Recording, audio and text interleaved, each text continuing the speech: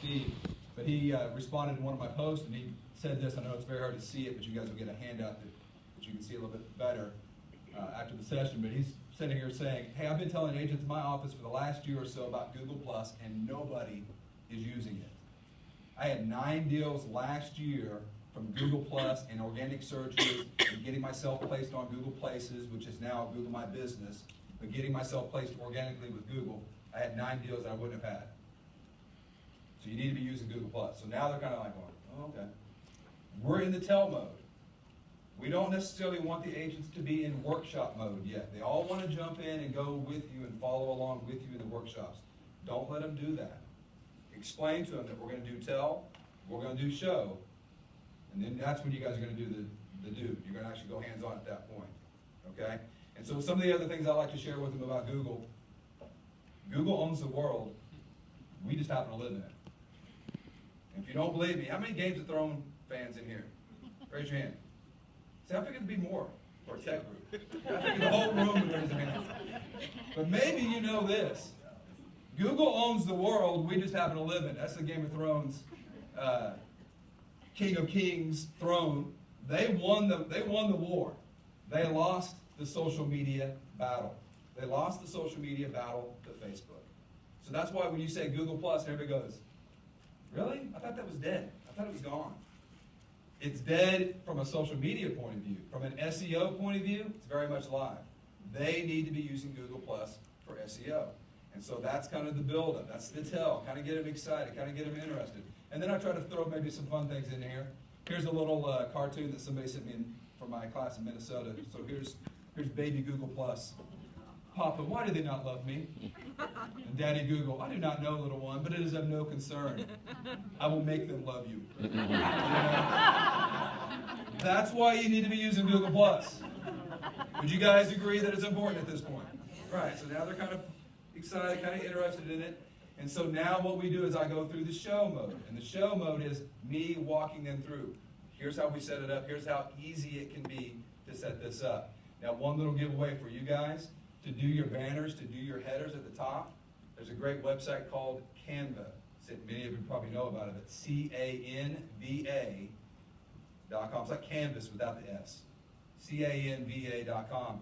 You can do Google Plus headers, you can do Facebook ads, you can do Facebook banners, you can do real estate flyers, and it's all completely free. So a lot of times when I do my workshops, I'm all about the free stuff and the easy stuff because I'm cheap and I'm lazy. Yeah, exactly. And many of my agents are in that same mindset. It's like, give me the free stuff and give me the easy stuff. So I want to walk them through how to do this. And again, this is the part where they want to go hands-on. And somebody's going to go, hey, slow down for a second. Let me get caught up. And that's when you say, well, no, we're not there yet. We're going to be there. We're going to go hands-on here in just a second. I want you to see the screen. I want you to hear me. I want you to be able to ask good questions and hear the responses that other people are saying. We're not in that do mode yet. So you may have to redirect nicely, a couple of them. And then in the next phase, that's when it's the do mode. That's when we go hands-on. Now, a couple things about going hands-on. You're going to have different learning types, different learning levels. And I do it 3 different ways in my classes. And if I want to generate excitement about being there and being there on time, then I tell them in advance that the first person who walks in the room is going to be my guinea pig today. Everybody goes, oh, well, I want to be a guinea pig. Well, I'm going to use your account. And I'm going to go and build stuff on your account. Oh, I want to be the guinea pig. And they're elbowing to get in the room, right? And then you have the other agent who takes their mouse and puts it on the laptop screen and goes, my mouse isn't working. What's going on? You know, I actually had somebody do that. That was an interesting class. That's when I said to her, hey, let me log into your account. You can be my guinea pig. So if you know at the local level that you've got an agent that you love them, they're great, they're awesome, but when they come into a tech environment, they're going to bog everything down, then they become your guinea pig. You set up their account. Then they're your biggest fan. Now, probably the biggest challenge that you're going to have to overcome in your market centers and regional training is the nope agent. What's the nope agent? It's the ones that sit in the back of the room like this. Nope. Not going to do that. EH training? Nope. Google Plus? Nope. Well, I'm going to show you how you can use Google Plus to generate a lot of money, maybe $1 million. I want $1.1 million. It's not enough. Right? I mean, they're just going to be that one that just says nope to everything. Find the leader of the Nopes and say, hey, if you come into my class, you'll be my guinea pig. I'll set it up for you. All you got to do is sit back, relax, and watch and see what's going on and kind of digest it and understand it. Is that okay? And they'll say, yep. And they'll come in. And pretty soon, about halfway through the class, they'll start doing this, going, oh, that's interesting. And then pretty soon, the leader of the Nopes, because, you know, if you find the leader, there's always followers. Well, if you turn that leader of the Nopes into the yep, then all those followers go, oh, okay, yeah, well, let's follow this way now. Yeah, we agree. And so that's how you can really turn a lot of your, you know, the difficult mindset that you're going to encounter in some of your market centers. Does that make sense? Okay. Something else I always do, if it's a class that maybe we need to have a little bit of a prerequisite, like you need to have eEdge activated, you need to have your Google, you need to know how to log into Google. I'll send those prereqs out, or I'll post them in the Facebook group or in the local intranet site, wherever my agents are checking it. I'll post a little bit of prereqs. I don't give them 5 pages of prereqs because they're not going to do it. It's like 3 things. Know how to turn your machine on, bring your battery pack, and how do you log into the account. Make sure that's activated. I mean, I try to keep it simple. I may mention browsers to them. I think, Nicole, you're going to be talking about browsers here a little bit later, so I don't want to steal your thunder on that, so I'm going to let the browser. Here's what can I say something about the browser? Okay. All right. I like saying this, that's why. That's right. I'm a Mac user, so I can say this. But when we talk about browsers, there is some difficulty with certain browsers. And I always tell them, I say, well, if you wear Birkenstocks, you need granola you're a Safari user. If you want it super fast, it's Chrome. If you want it pretty stable, it's Firefox, and if you don't want it to work at all, it's Internet Explorer. Right? Because a lot of your workshop sessions, they're going, it's not working. And then I look over and there's the E. And I'm like, okay, have you tried Chrome? Have you tried Firefox? What? What is that? And then they get derailed because now they got to go download and all that other type of stuff. So sending out those prereqs is definitely going to help you with your workshops. So I'm going to walk them through how to do the do mode.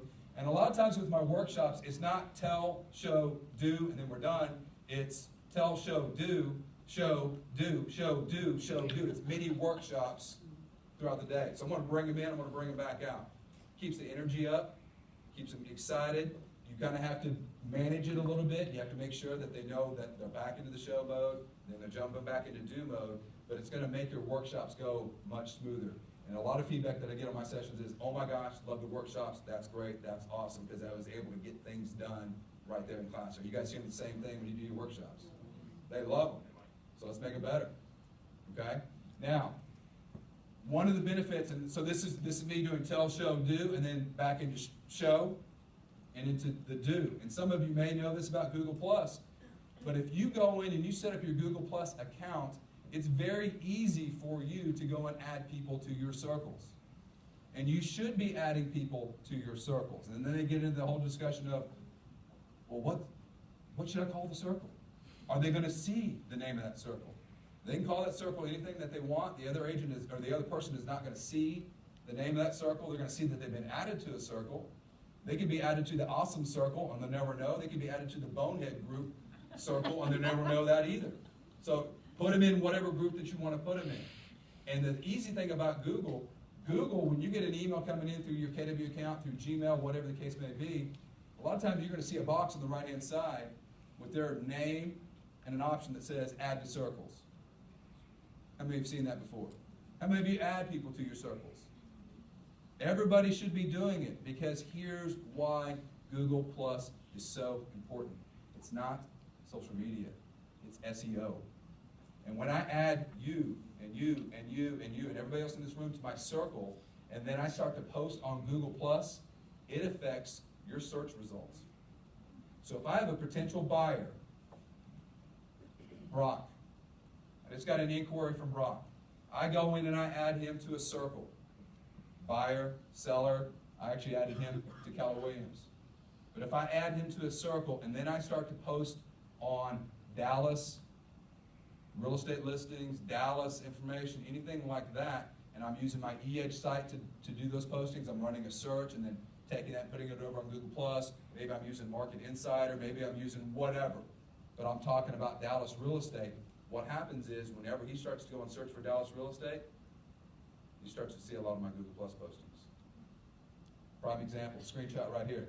KWE agency, my design team. When they finish out something, they're gonna tag it and they're gonna put it out on Google+. If you go out, and if you're in my circle, any of my circles, you go out to KWE agency, right now, this was screenshot, I think, last week, we're on the first page, 1, 2, 3, and then here's one of my designers who's in my circle posting current information. We're showing up on the first page 4 times because of Google+. Should you be using Google+? Absolutely. Should your agents? Absolutely. Do they have any earthly idea how to do it at the beginning? Absolutely not. That's where the tell, show, do comes into play, because then they get super excited. And one of the things that I'll do is I'll show them, I'll go out and I'll run a search from Josh's website, and I'll take that search and I'll put it out on Google+, and then we'll go right back out to Google and run a search, and many times, that's on the first page. And it'll say 23 seconds ago, updated 35 seconds ago, and they get super excited about that. And then the big aha starts happening. Does that make sense? Okay, so here's what we're gonna do. In this group activity, I want you guys, and how much time do we have for the activity? About 5? 15 total minutes, so maybe 5 minutes to discuss it, and then 10 to hear from everybody. So at your tables, I want you guys to select one technology topic. It can be anything that you guys have been doing workshops on, and describe how you would train on it using the tell, show, do method. Some of you may be doing it already, so we'd love to hear from you how to make this a little bit better. What are you guys doing to make it a little bit better? But find that one topic at your table, discuss it for about 5-7 minutes, and then we'll hear from everybody.